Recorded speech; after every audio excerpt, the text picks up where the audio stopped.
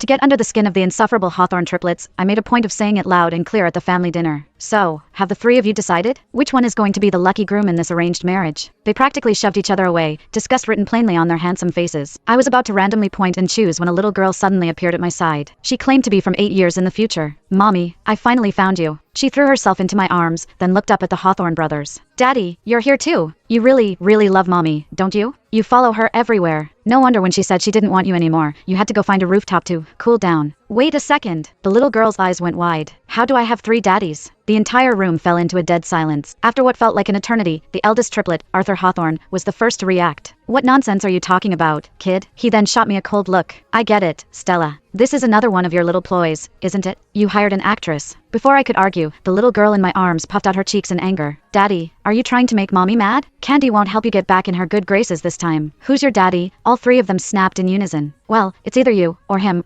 the little girl said, pointing a chubby finger at each of the triplets in turn. When Daddy stands with his brothers, Candy gets confused. You must remember your father's name, Arthur Prest. I only know his last name is Hawthorne. You don't even know his first name? And you expect us to believe this isn't an act? The little girl got flustered. It's because he always calls himself Mommy's good little puppy. I took a sip of water and nearly choked. Was that something you could just say out loud? The Hawthorne brothers' faces were a thunderous shade of black. Normally, no one would believe such a ridiculous story. Except, the little girl's features were a perfect, miniature version of theirs. Down to the sharp jawline and the intense eyes. If you looked closely, you could even see a faint resemblance to Mr. and Mrs. Hawthorne. The little girl, Candy, tagged on my sleeve. Mommy, which one is my daddy? How should I know? My brain was about to short circuit. That was a question far beyond my pay grade. Oh, right, I remember now. Candy clapped her hands. At this time, Mommy and Daddy's relationship was still really bad. Her voice dropped to a conspiratorial whisper. It was because my auntie was bullying Mommy, and Daddy helped her do it. He regretted it for a long, long time afterward. It was like she was dropping a series of bombs. The room fell silent once again. My stepsister, Luna, immediately panicked. Little girl, you shouldn't tell lies. I'm not lying, Candy said matter-of-factly. My mommy is allergic to shellfish, but you always sneak seafood sauce into her dipping bowl. As she spoke, I glanced down at the small bowl in front of me, the one Luna had just brought over. My father had even praised her for it. Luna, even though you're not our biological daughter, you're more thoughtful than one. She's so kind, always helping her sister adjust. Stella, you should learn from her. Candy picked up the bowl and trotted over to my father, Robert Shaw. Grandpa, you can taste it if you don't believe me. Robert was still in a state of shock. But before he could respond, Candy spun around and called out to the family chef. Never mind, let's ask Angus. Grandpa Angus, can you smell this? Is there seafood sauce in here? Angus had been our family's chef for nearly a decade. He took one sniff and nodded decisively. Yes, there is. It's the new brand of oyster sauce I just bought. That's the smell. In an instant, every eye in the room swiveled to Luna. Her face was pale with panic.